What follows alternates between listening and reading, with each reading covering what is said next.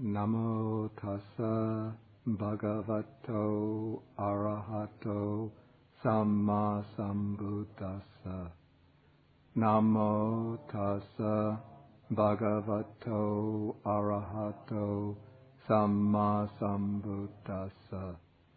Namo tassa bhagavato arahato samma sambuddhassa.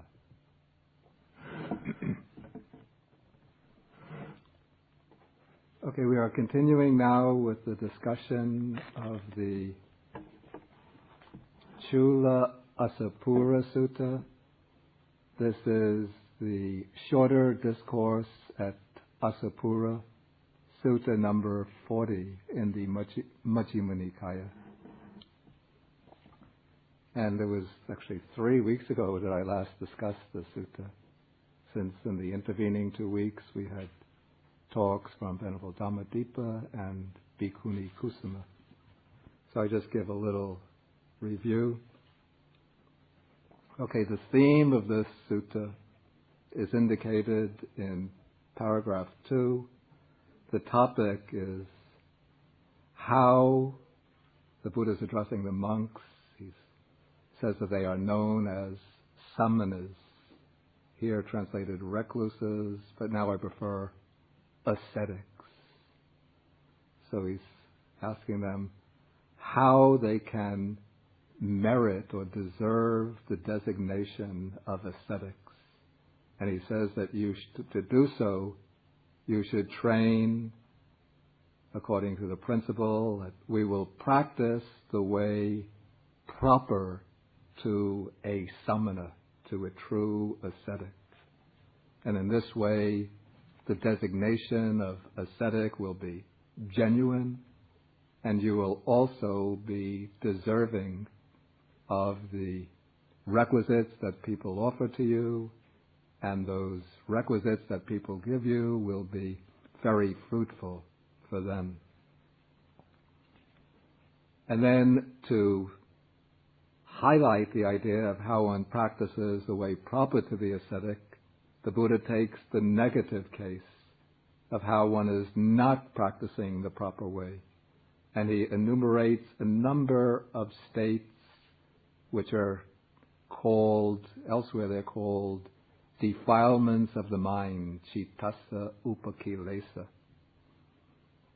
These are sort of secondary defilements, states which in some respect are synonymous with greed and aversion, greed and hatred. In other senses, other of these states are offshoots or branches or derivatives of greed and aversion. And of course, they're all rooted in ignorance or delusion. Covetousness, ill will, anger, resentment, contempt, insolence, envy, avarice, fraud, deceit, evil wishes, and wrong view. And so one who is not abandoning these and not making any effort to abandon them is not practicing the way proper to an ascetic. And the Buddha says that this person is similar to, there's a weapon called the mattaja. Apparently it's a kind of knife or sword which is very sharp on both edges. And if such a sword were enclosed, or knife was enclosed in a patchwork sheath, that would be similar to a person like this. Then the Buddha says that the status of an ascetic, a true ascetic, doesn't come about, and he enumerates a variety of the extreme ascetic practices that were undertaken by his contemporaries in India at this time. There were these many practices that the renunciants would undertake with the belief that by subjecting themselves to these extreme austerities, they could attain purification. He mentions the first one is the wearing of the patchwork cloak. This is Sangati. In some respects, Sangati is the name for one of the robes of a Buddhist monk. But I think what's referred to here would be not the Buddhist monk's robe, but those who just collect pieces of cloth, stitch them together, and wear them.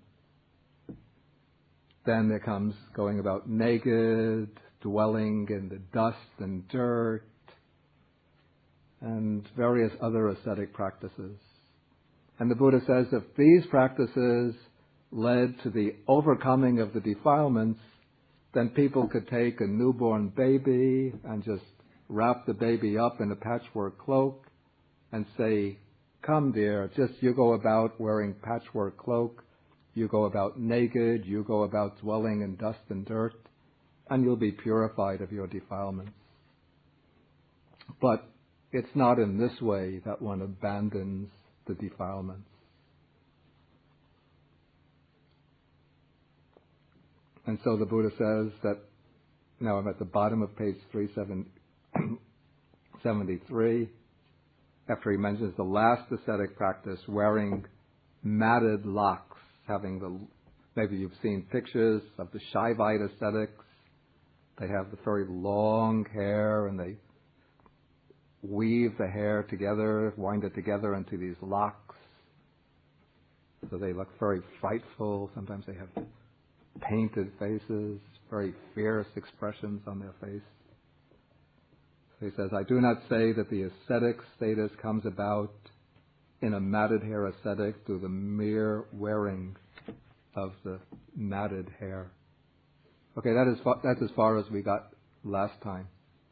So now the Buddha is going to show, we're on the top of page 374, now the Buddha raises the question, how a monk practices the way proper to the true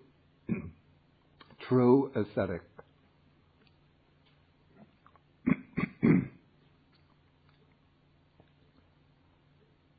Okay, and he says, when any monk who is covetous has abandoned covetousness, when one who had a mind of ill will has abandoned ill will, when one who is angry has abandoned anger, who is resentful has abandoned resentment, who is contemptuous has abandoned contempt, who is insolent has abandoned insolence, who is envious has abandoned envy, who is avaricious has abandoned avarice, who is fraudulent has abandoned fraud, who is deceitful has abandoned deceit, who had evil wishes has abandoned evil wishes, who had wrong view has abandoned wrong view, then he practices the way proper to the recluse or ascetic, I say, because of his abandoning these stains for the recluse, these faults for the recluse, these dregs for the recluse, which are grounds for rebirth in a state of deprivation and whose results are to be experienced in an unhappy destination.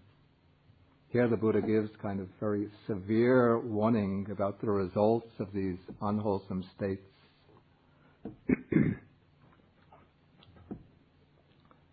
These last few lines, that they are grounds for rebirth.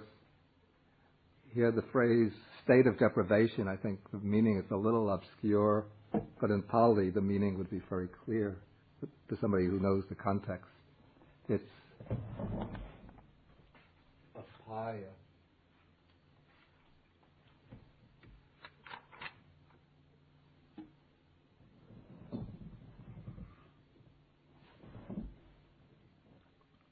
The apaya is a technical term for the three lower realms of rebirth.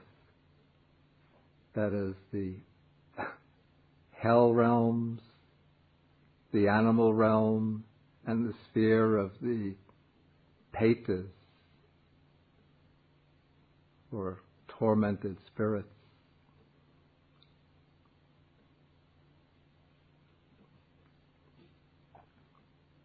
And also the expression unhappy destination,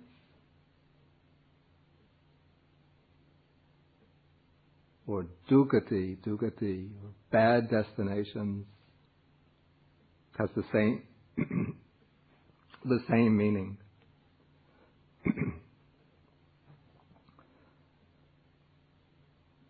And now this passage, I have to say, it seems, on the surface, it seems quite evident, the meaning.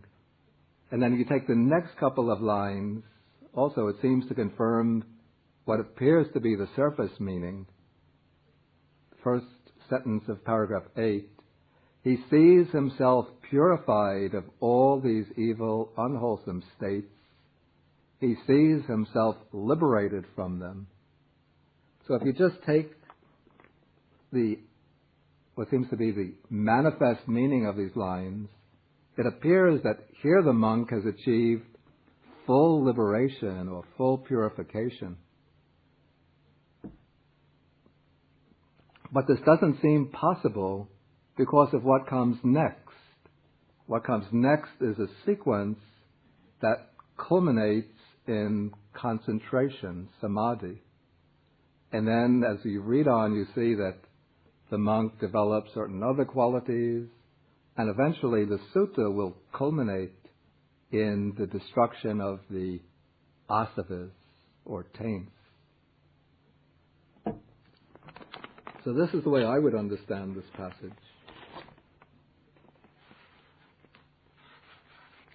And I refer to a table that I had made up earlier, if you remember, perhaps you have it with you, the table on defilements, antidotes, and types of abandonment.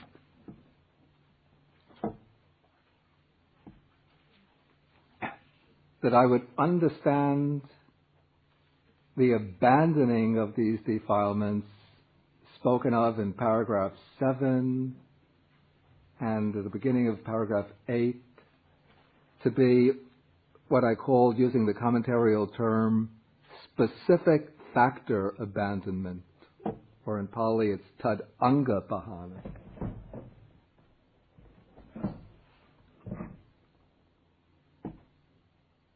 That is, I would understand that here the monk is undertaking the preliminary stages of practice. He's observing the precepts as the basis of the path. So he's purifying, he's already purified his moral discipline or virtue, moral virtue. And I would understand him to be engaged in the preliminary stages of meditative development and reaching some level of success, maybe, in clearing the mind of the grosser defilements through the application of specific antidotes to these defilements. Because if he had really achieved complete liberation from the defilements, if he had uprooted the defilements, then the sutta would end here, wouldn't it? That would be like usually when the Buddha delivers a discourse, he builds it up to the climax, and the climax is the achievement of complete liberation. And then there's nothing to add after that. But now the Buddha brings in other sections on further stages of practice for this monk.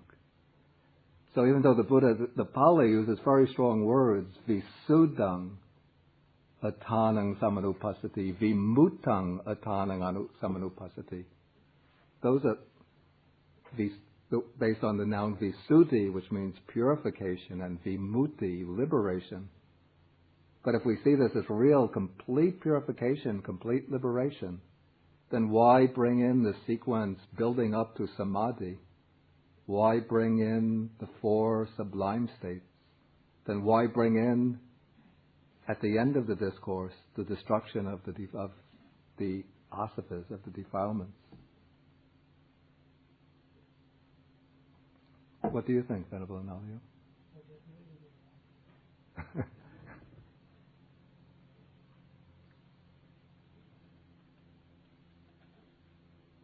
Okay, so I would say that this temporary purification, temporary liberation, is what gives some sense of deepened confidence in the teaching.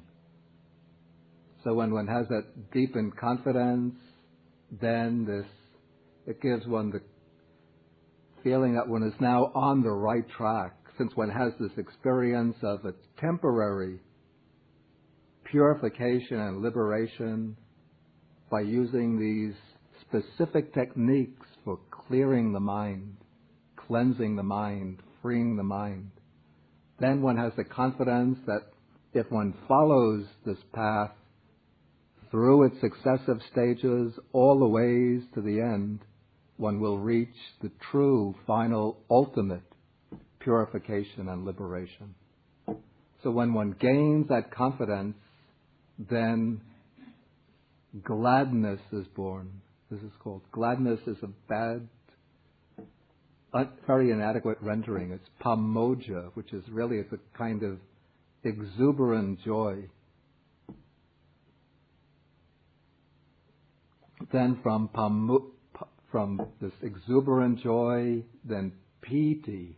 Piti is a kind of exhilarating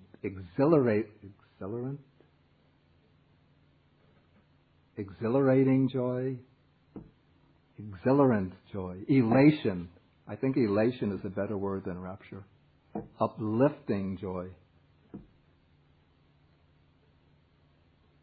Then one who is elated with this exhilarating joy, exhilarant joy, the body, which means really both the mental body and physical body, become tranquil. And then when the body becomes tranquil, the mind is tranquil, then one feels, one experiences sukha. Sukha is pleasure, but it's something more than the word pleasure is a rather coarse word, but this is, we call it bliss, happiness. And one who experiences pleasure, bliss, happiness, for one who experiences pleasure, bliss, happiness, the mind becomes concentrated. Here again, the word concentrated is weak, but the mind enters samadhi. Samadhi is the complete collectedness of the mind, composing and coming together of the mind. And so it's a very beautiful sequence that we meet again and again in the discourses to show the process leading up to samadhi. I'll put the Pali words on the board.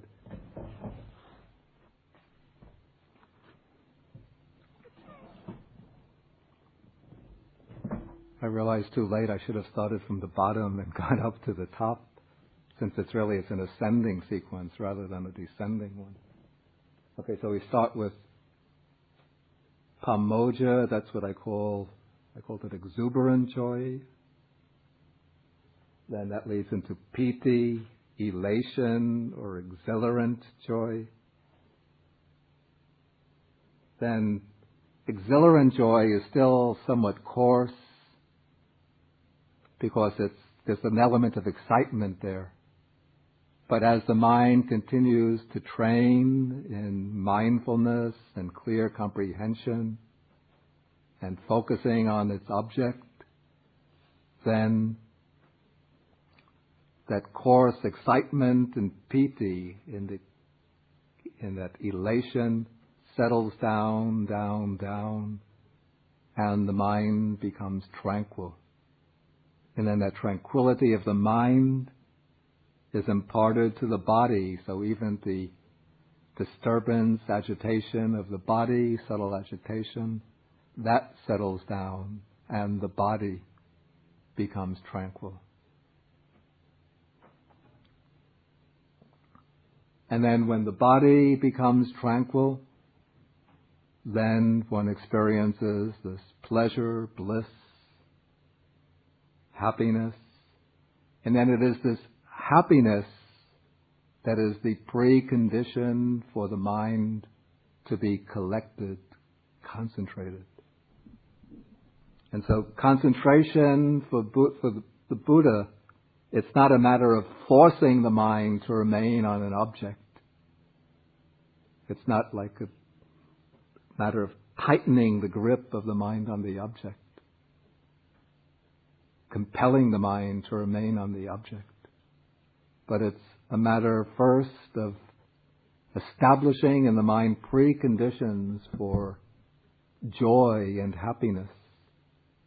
Then when those joy and happiness, that wholesome, pure joy and happiness arise, then the process is initiated which will bring the gradual subsiding of the unwholesome factors and the arising of more joy, more happiness, until gradually the mind settles down. And when that happiness and bliss becomes very strong and massive, then just naturally the mind merges into samadhi, just through the concentration or the compressing power of that bliss.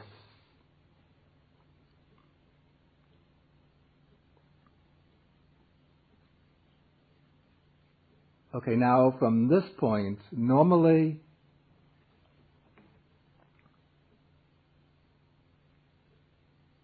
or in some cases the Buddha might have brought in a transition from a passage like this. Perhaps he could have gone into the jhana formula here. But in this particular sutta, he introduces the formula for 4 alternate meditative states which come repeatedly in the suttas. They come to be called, in the commentarial literature, they come to be collected under the name Brahma Viharas. And also in the Abhidhamma literature, they're called the immeasurable states, Appamanya. Now I've tried to figure the reason why these qualities or these particular states are included in this sutta. And just as a conjecture, this isn't supported by the commentary, but it just seemed to me, when you look at the defilements, the list of defilements in paragraph 3,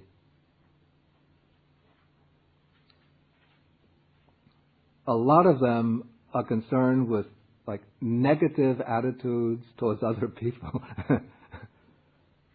Ill will, anger, resentment, contempt, insolence, envy, evil wishes.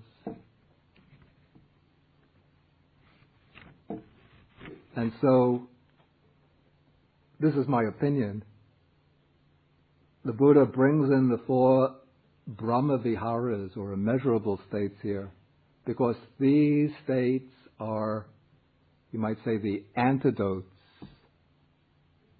the opposites, the diametric opposites of those particular types of defilements, corruptions of the mind that were spoken about in the negative side of the discourse. The types of qualities that are improper for a true ascetic. So one who is going to be practicing the way proper for the ascetic should be developing these 4 divine states, or 4 immeasurable states. And what's distinctive about these 4 particular meditative states mentioned here is that they are states which are developed in relation to other living beings. And there are different ways of, you say, relating to other living beings, different ways of directing the mind to other living beings. In English, we call them loving kindness, compassion, altruistic joy, and equanimity. The Pali names.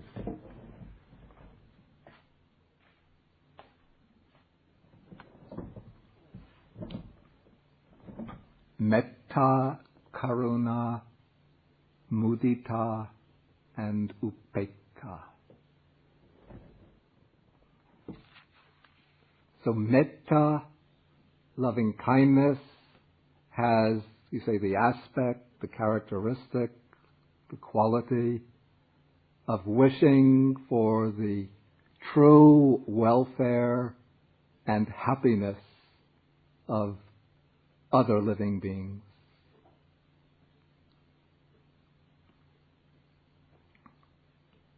Karuna, compassion, has the aspect of feeling or empathizing with the suffering of other living beings.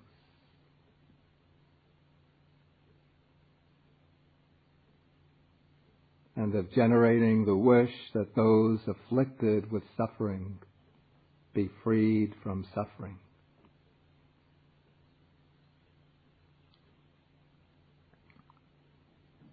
Mudita, the third, altruistic joy, has the aspect or characteristic of rejoicing in the success, good fortune, good qualities of others who have achieved success, good fortune, and good qualities. And equanimity, I would understand to be the quality of mind which is free from any bias or, say, discrimination amongst living beings. An attitude of equality and non-discrimination. And I'd say equanimity also has the attitude or the ability, it's also the ability to maintain mental poise, equipoise, without being overwhelmed and shaken by either the success of those who succeed and by the misery of those who are subject to suffering. There are specific techniques for developing these meditations mentioned. They're described in detail. Well, actually not in detail. I have to say rather very briefly in the Visuddhimagga.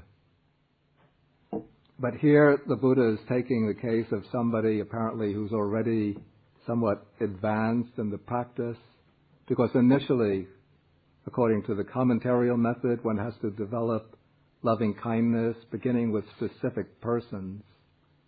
I've explained the method in some of the talks I've given on Saturday, so I'm not going to repeat it here since it requires a full talk in itself. But one begins with specific persons,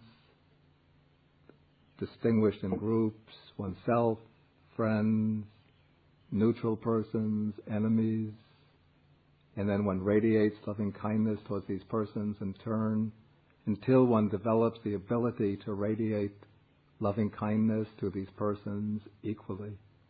Then when one develops that ability, then one chooses geographical areas and one takes the beings, the people in these geographical areas, and one radiates the loving kindness towards them, expanding geographical areas, beginning with one's own dwelling place, say this monastery, then expanding maybe the town of Andover, and maybe the state of New Jersey, United States,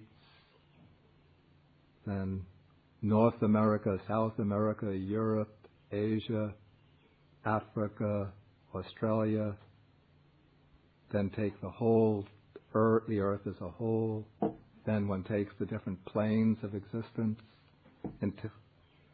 or one could use the direction radiation as described here, extending this loving kindness to the east, given here, extending it to the east, south, west, north, above, below, and then extending and expanding the loving kindness until one is pervading the entire world with a mind imbued with loving kindness, abundant, exalted, immeasurable, without hostility and without ill will. Then one abides pervading similarly the quarters with a mind imbued with compassion, imbued with altruistic joy, with a mind imbued with equanimity. In that way one develops these four sublime states, four divine abodes, each one in relation to the entire world.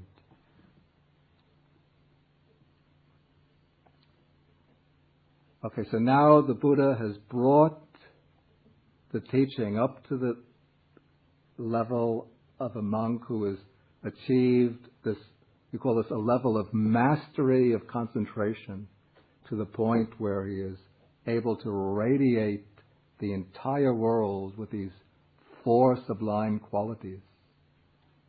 And now he's going to give a simile to describe this state. Here I'm in paragraph 13. Suppose there were a pond with clear, agreeable, cool water, transparent, with smooth banks delightful. If a man, scorched and exhausted by hot weather, weary, parched and thirsty, came from the east, from the west, from the north, or from the south, or from any direction, having come upon a pond, he would quench his thirst and his hot weather fever.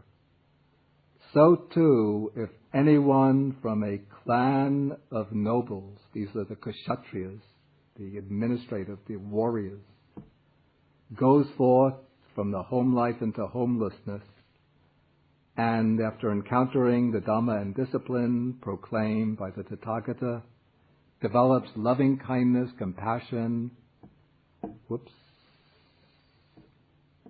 something wasn't changed there, altruistic joy and equanimity, and thereby gains internal peace, then because of that internal peace, he practices the way proper to the recluse, I say.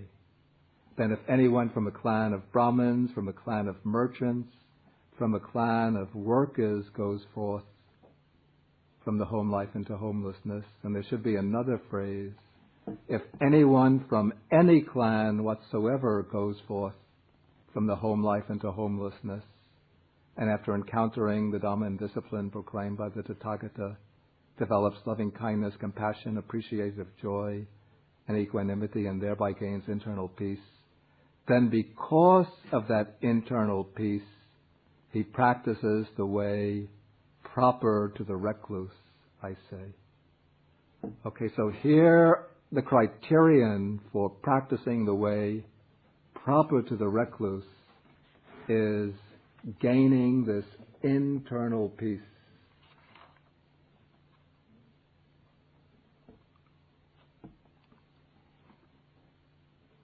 But this does not yet conclude the teaching.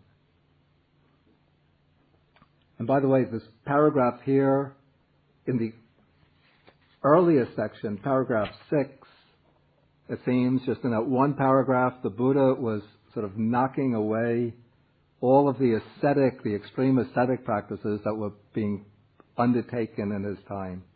Now, in this paragraph, he's subtly undermining the distinctions of the class system that were being proposed by the Brahmins, who are holding up the validity that there were these important distinctions.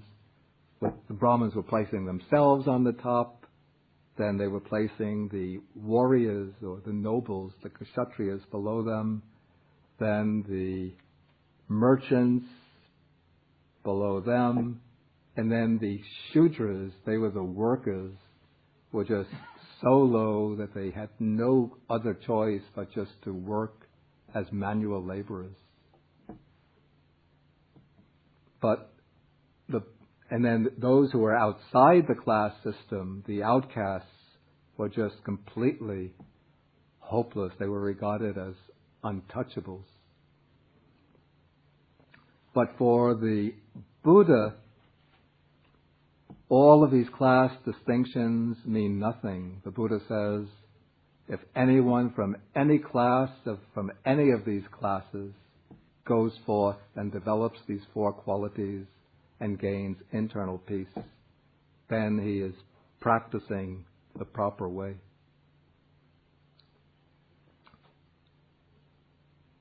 Okay, but still at this point, the Buddha has not yet concluded the discourse. But now he brings in the most important point in paragraph 14. He says, if anyone from a clan of nobles goes forth from the home life into homelessness, and by realizing it for himself with direct knowledge, here and now enters upon and abides in the deliverance of mind and deliverance by wisdom that are taintless with the destruction of the taints, then he is already a recluse or an ascetic because of the destruction of the taints. Then the same thing is repeated. If anyone from a clan of Brahmins, from a clan of merchants, from a clan of workers, or from any clan at all, goes forth from the home life into homelessness, and by realizing it for himself with direct knowledge, enters upon and dwells in the deliverance of mind and deliverance by wisdom that are taintless with the destruction of the taints, then he is already a recluse, already an ascetic, because of the destruction of the taints. At that point, the Buddha doesn't say that he is practicing the way proper to the recluse, because he is no longer engaged in the practice, but rather he has completed the practice of the ascetic. And now the Buddha says simply that he is a samana, an ascetic, a recluse, in the true sense of the word. Because the true sense, for the Buddha, the true ascetic is one who has uprooted and destroyed all the defilements. Okay, maybe this should be the basic explanation of the sutta. If there's any questions, then please be welcome to ask. Sometimes it's hard to tell what's a directive, a consequence. So if we look in paragraph 8, that seems to be, and it's stated rather passively, I don't know if Pali is, when this happens, this is born and that is born. Yeah. It seems to be happening almost of its own accord. Yeah.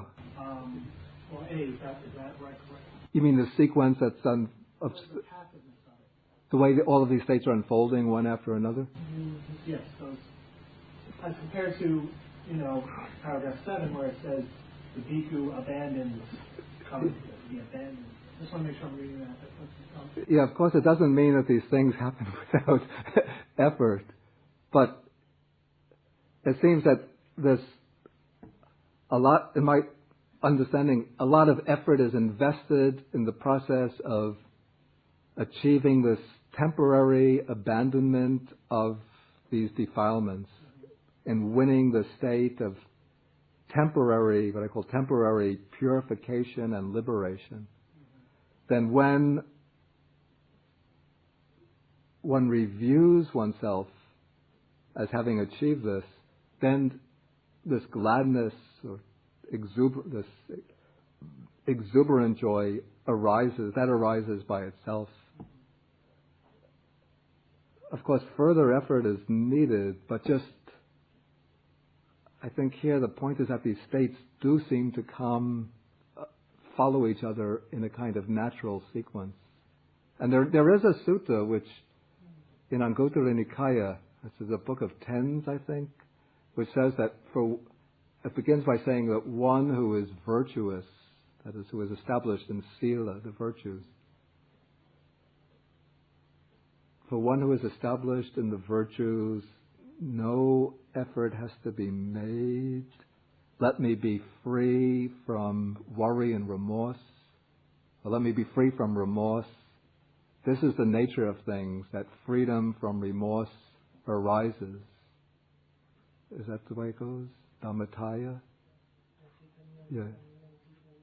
No chaitanya, yeah, no chaitanya, no volition has to be, no volitional effort has to be made. Then, but what is the Dhammataya? Is that the causative? Yeah. But doesn't it use Dhammataya as? I think so. So Dhammataya is the nature of, this is the nature of things. That for one who is established in the virtues, non-remorse arises. Then for one who is free from remorse, no volitional effort has to be made. Let this gladness or exuberant joy arise in me. For one free from remorse, this is the nature of things. In some of the suttas, there's maybe the Buddha uses gives different emphases in different situations. Sometimes he seems to indicate it's almost like a natural process that once one state arises, it will condition the arising of the next state, the next state, the next state. In other situations, he says, arouse your energy, do not relax it.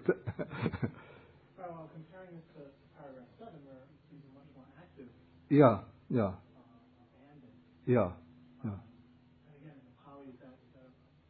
Yeah, well, the word for abandoning it does imply definitely some volitional effort. Unfortunately, it's not made clear how. Yeah, that's why one has to really understand the suttas. One has to read a bunch of them. One has to see them in their interrelationship. So one could say, probably he is developing one of the four satipatthānas, which brings about vinaya, lokaya, bija, domanassa, which brings about the overcoming or abandoning of attachment and displeasure in regard to all worldly phenomena. So one would have to be developing some type of Of course, it has to be established on the basis of moral discipline, of virtue. Yeah. Yeah. Yeah. Yeah. Yeah. Yeah. Yeah. Yeah. Yeah. I see them as being, they're interrelated, but I would see metta, karuna, mudita, I would say they're separate states in that they have a different distinctive quality. And they develop on the basis of a different, let us say, active thought and a way of imaging, maybe imaging or thinking. Okay, so since I'm just a relative beginner with all of them, I don't have advanced like jhanic experiences of them. So the thought for developing metta is thinking of people that one wants, that are relatively happy or relatively stable, let us say, and wishing them to be well and happy. And so the thought is, may they be well, may they be happy, may they be well, may they be happy, this is not taking ones who are afflicted with severe illness, severe suffering, but wishing, may they be free from harm and suffering. But they're not in that situation, but wishing them not to encounter harm, suffering, distress, worry. So wishing that thought for their well-being, happiness, safety, security. So that would be the thought that generates metta. And then the mood or feeling state that arises from that is the feeling state of metta. okay, for karuna, then one would take people who are really in states of suffering. Then one has to take them, and even what's very effective is visualization. Not like a detailed visualization, but somehow being able to see them with one's mind's eye and be able to understand visually their situation, and then really mentally engage with their suffering, and to the point where it's almost like gripping one's own heart. And then that is what brings up that feeling of, it's anukampa, which means shaking with. The heart shaking with their suffering. And then it generates that wish, may they be free from suffering. So that is the mode. It's the thought, may they be free from suffering, may they be free from suffering. And since one is actually seeing and, well, mentally seeing and imaging those who are and understanding those who are undergoing suffering, then it is generating a different type of mental state than is involved with metta. And that is the mental state of karuna, compassion. Then altruistic joy, mudita. I have to mark these places where it wasn't changed in the revised edition. Then think of a few friends who have achieved some success or have good qualities. And then one sort of rejoices with them, shares the joy in their success and good fortune. And thinks how fortunate they are, how good it is that they have this success. And then a kind of joy comes up. And again, it's a different quality from metta, but it's rooted in metta. But it sort of works at a different vibrational level, one might say, on a different track. That's the way I would understand it.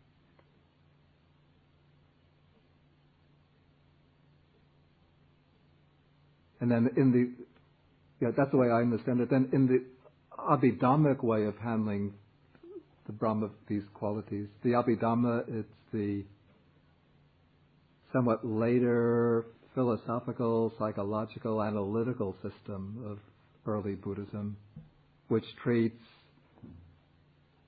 many of the qualities mentioned in the suttas. It treats as specific actual mental factors, so that the Abhidhamma develops a rather complex scheme of classification, and it treats all of these qualities as being particular mental factors, each with its own precise definition, and the definition is handled in terms of, as Venerable Dhammadeva mentioned 2 weeks ago, was it characteristic, function, manifestation, proximate cause. So in the Abhidhamma system, metta, karuna, that's loving kindness, compassion, altruistic joy, are treated as three distinct chaitasikas, three distinct mental factors. And it's said that loving kindness, I don't know if I go along with this, or anyway, no, it said that a dosa, non-hatred, is present in all wholesome states of consciousness.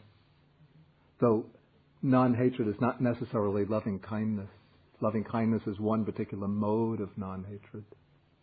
But compassion and altruistic joy arise only in particular types of wholesome consciousness.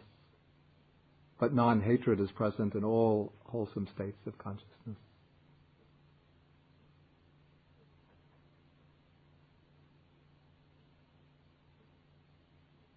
But it seems to me that it's a mistake to say that non-hatred and loving kindness are synonymous, and that therefore loving kindness is present in all wholesome states of consciousness. Because it seems that loving kindness arises just as much as compassion and altruistic joy with a particular thought force and volitional, it has its own particular quality. And so while wholesome states of consciousness may not have hatred, and so you could say that they are all free from hatred, but that's another matter from saying that loving kindness is present. Did you study the Chinese counterpart of this yet? Very similar. Any other questions? Okay, then we won't start. I was thinking that we would finish this sutta today, early today, and then start on sutta number 6. Didn't I say about 4 weeks ago that we would start sutta number 6? 5, 6 weeks ago, I think I said that. So we will get to it next week.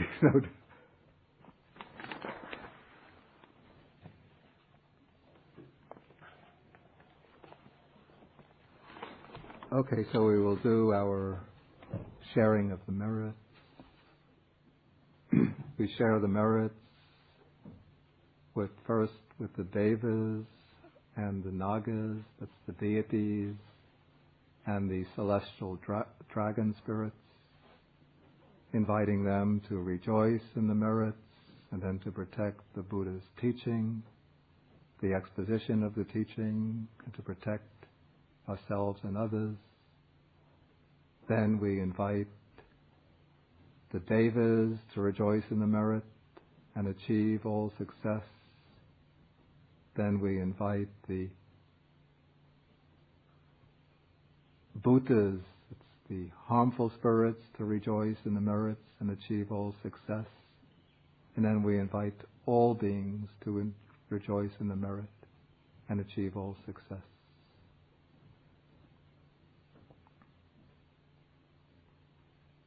Akasata chabumata deva naga mahidika punyantang anumoditva chirang rakantu sasanam.